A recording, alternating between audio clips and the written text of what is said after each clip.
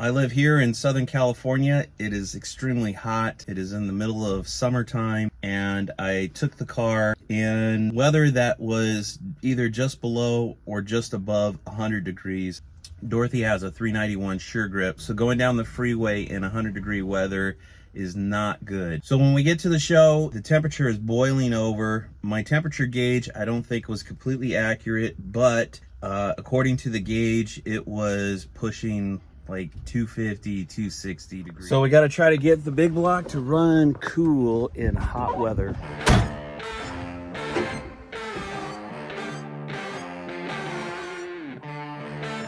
So the radiator in the car, this is a 22-inch radiator. This car had a poly 318 in it. The radiator was sufficient for that engine. It's a 2-row Champion radiator. We had a flex fan on it, which I've taken off. So I have this other radiator. This is a 26-inch radiator, and it is a 3-row Champion. It's obviously wider than the opening here. So it's basically gonna come out to about here or so. So I think what we're gonna do is go ahead and go with the 3-row.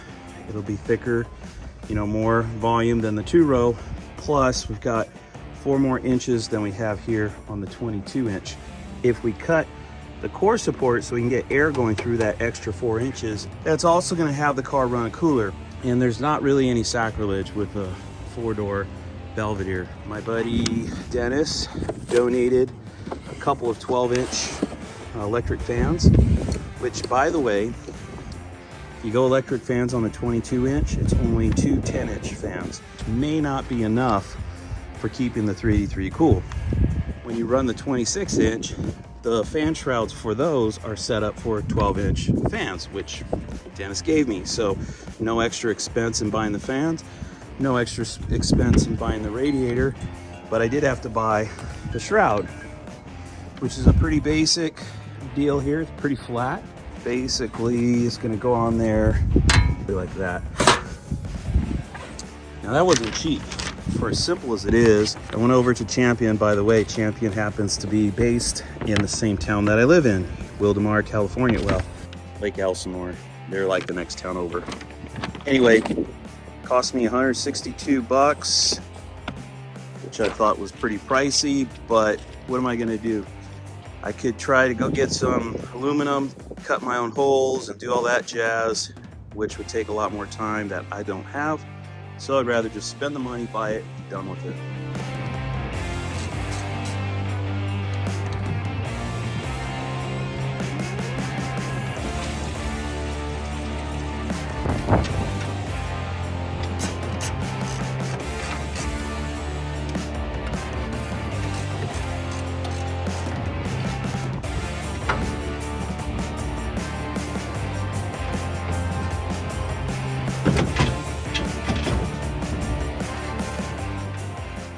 All right, just giving you a rough look, you can kind of see where the end of the radiator is and how much we're gonna have to cut out.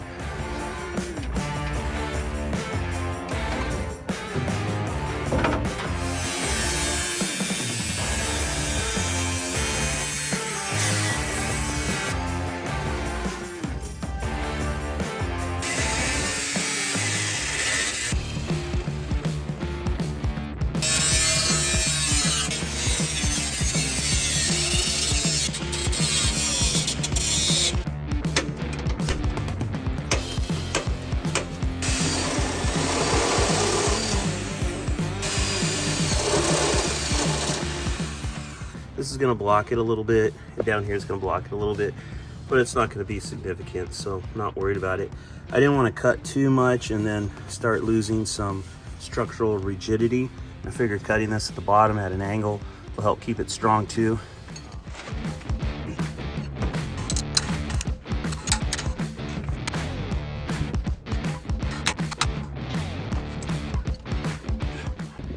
So I was trying to get this guy out. I was gonna run the temperature switch here. I can't get it out.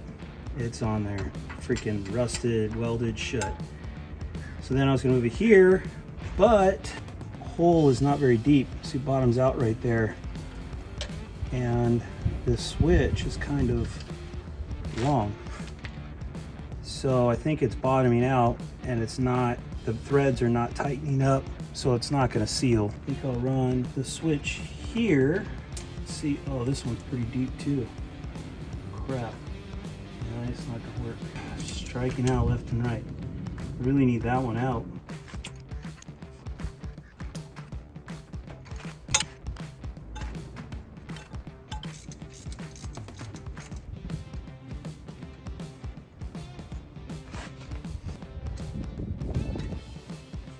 All right, so I'm tired of trying to screw with this water pump housing. I can't use this hole because the bracket and bolts in the way. Can't get this out. And I need to have a temperature gauge for inside the car and then the temperature switch for the electric fans. So I'm just gonna put a aluminum water pump housing in there and be done.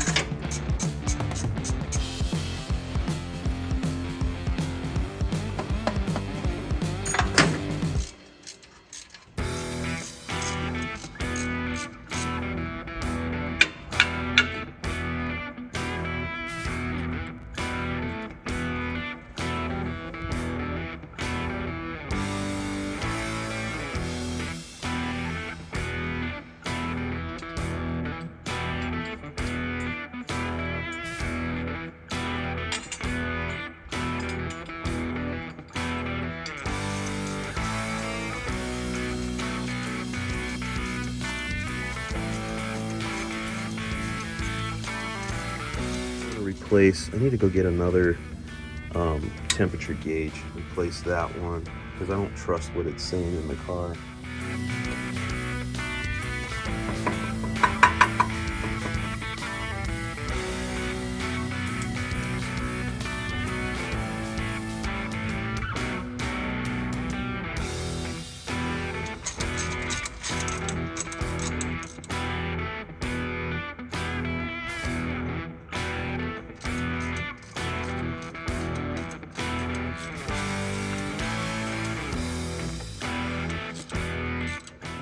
So the reason I want to change the gauge is, as you can see, it's already reading, I don't know, what is that, 3 or 150 something.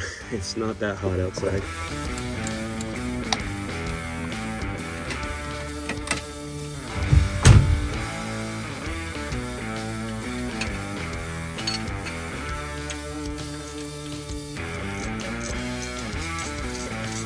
All right, so we got this fitting back in here. We're gonna run our temperature gauge inside the car here. We have the switch plugged in here. This is the plug that I couldn't get out of the cast iron water pump housing. Then we took our plug that was down here on the cast iron one and put our plug back in here.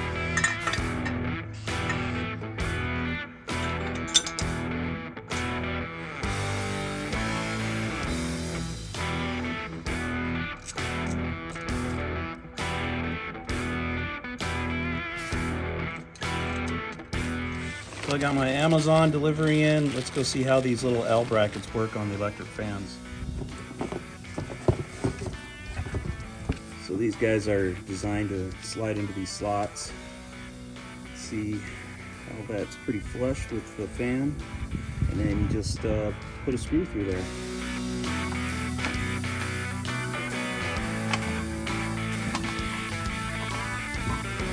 And there you go. You just got to drill the holes and put some fasteners through there, and then that's done.